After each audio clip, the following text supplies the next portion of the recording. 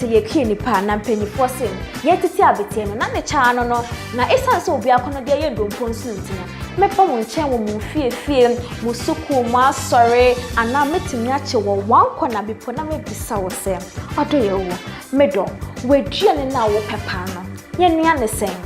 nyanse wo na abe na we set to fire on na wo na silver na de siso na de abenegu na anti ebina na we na red journey jollof rice beef down sausage na